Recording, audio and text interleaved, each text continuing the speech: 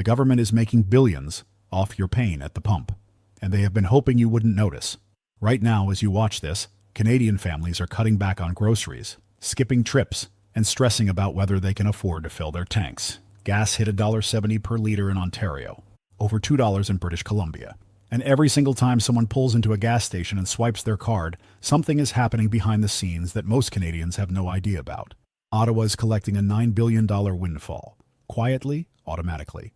And when politicians were finally confronted about it live on camera in the House of Commons, what unfolded was one of the most jaw-dropping parliamentary sessions in recent Canadian history. Here is exactly what happened, and why it matters to every single person who drives a car, buys groceries, or pays a bill in this country. On April 13, 2026, the Canadian House of Commons turned into a pressure cooker. Conservative members of Parliament lined up one after another to ask the Liberal government a question so simple it should have taken 5 seconds to answer. Will you cut the federal gas taxes? Yes or no? What they got instead was something nobody fully expected. But before we get to those answers, you need to understand what is actually sitting inside every liter of gas you buy, because this is where the real shock begins. When you pay at the pump, you are not just paying for fuel. Hidden inside every single liter is a 10-cent federal excise tax. On top of that, there is a clean fuel standard charge that is climbing from 7 cents all the way up to 17 cents. And then, as if that were not enough, the federal government applies the GST on top of all of it combined. That means you are paying tax on top of tax. When you add it all up, federal taxes alone are costing Canadians 25 cents on every single liter of gas. For a typical family filling up a regular-sized tank, that is an extra $20 gone. Every fill-up. Not to the gas company, not to the oil producers, straight to Ottawa. Now here is where things get truly infuriating. Those numbers do not stay flat. Because the GST is calculated as a percentage of the total price, every single time oil prices go up, the government automatically collects more money without passing a single new law, without holding a single vote, without asking Canadians for permission. More pain at the pump means more revenue in Ottawa. It is built directly into the system.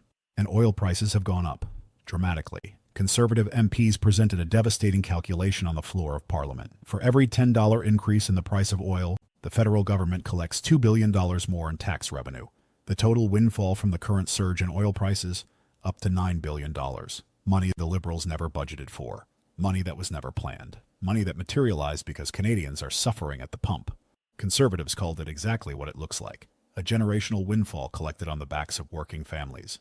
Their solution was straightforward. Suspend the excise tax, remove the GST on fuel, eliminate the clean fuel standard charge. Total impact for Canadians, 25 cents saved per liter. For a family of 4 driving through a full year, that adds up to over $1,200 back in their pockets. Not a rebate, not a benefit check arriving months later. Immediate relief every single time they fill up. So the Conservatives asked, and then they asked again, and then again. Member after member stood up in Parliament and put the question on the record. Will the Liberal government adopt this plan and cut the gas taxes, yes or no? And this is the moment where things went from frustrating to absolutely extraordinary.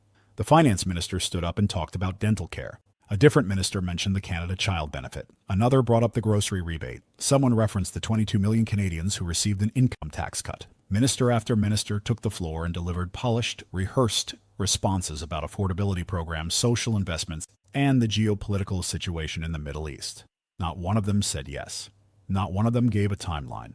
Not one of them acknowledged the specific 25 cents sitting on every liter of gas and offered a plan to remove it. One Conservative member put it with devastating precision. The Prime Minister has been looking at it while Canadians have been paying for it. Another member from rural Canada made the stakes even clearer. In rural communities, driving is not a lifestyle choice. There is no subway. There is no bus route. Families drive to work, to school, to medical appointments, to the grocery store because there is simply no other way. High fuel prices do not inconvenience rural Canadians. They devastate them. A Salvation Army food bank in Calgary East reported a 500% surge in usage, directly tied to the rising cost of food and fuel. Volunteers at a women's center in Quebec described being at their absolute limit. More people showing up every week, fewer supplies to give them. Farmers in British Columbia took to social media begging for relief, warning that when fuel costs rise, food costs follow. Every truck that moves food from a farm to a store runs on diesel. Every tractor that plants a crop runs on diesel. When the cost of that fuel rises, it ripples through every single item on every single grocery shelf in the country. And throughout all of this, the government's position remained unchanged. We are watching the situation. We have programs in place. We are supporting Canadians through this difficult time. But there is something else that happened in that same question period.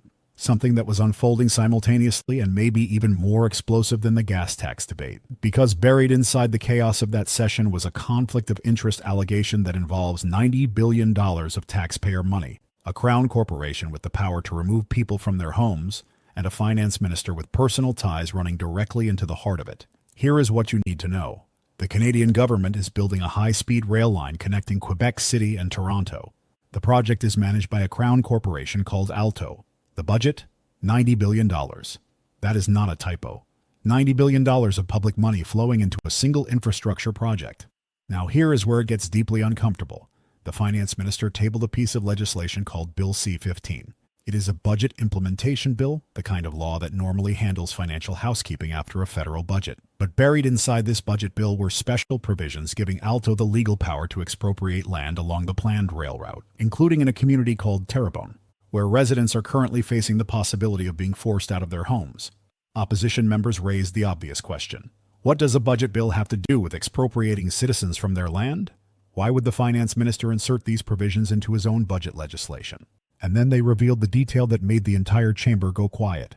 The finance minister's partner is a vice president at Alto, the very company that now has expanded powers to remove people from their homes, thanks to a bill introduced by the minister whose household is directly connected to that company's senior leadership. The finance minister himself had previously acknowledged a potential conflict of interest. He set up what is called a conflict of interest screen, a formal commitment to stay away from anything related to Alto. Standard ethical practice for exactly this kind of situation. But opposition members presented a damning sequence of events. Despite that screen, the minister tabled the very bill containing Alto-related measures. He appeared before a Senate committee and spoke positively about delivering results on the high-speed rail project. And he continued to vote in the House of Commons on matters connected to it. If he genuinely recused himself, how did his name end up on the bill? If he stepped back from Alto-related decisions, why was he still casting votes? The government's response was to point to the ethics commissioner who found that the minister did not personally benefit financially from these actions. But the opposition's argument cut through that defense with a single observation. The ones who benefit are the Liberal government and Alto. The ones who lose are the people of Terrebonne, facing expropriation along a route imposed by a company whose senior management the minister is personally close to.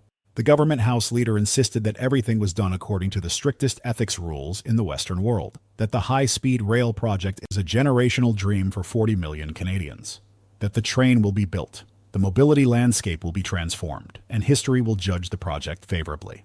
None of which answered the question being asked. Two massive controversies. One session of Parliament, and a pattern that both sides of the aisle, for entirely different reasons, could not stop talking about.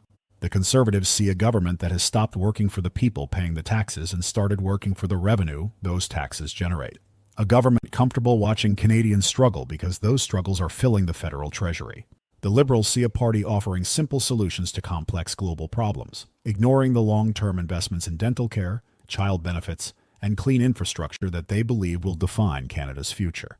And somewhere between those two positions, a family in Ontario is at a gas station, watching the numbers click upward, doing the math on whether they can afford to fill the tank all the way. The $9 billion question is still unanswered. The conflict of interest investigation is still unresolved, and Parliament will sit again tomorrow. The only thing we know for certain right now is this: whatever happens next, Canadians will be paying for it.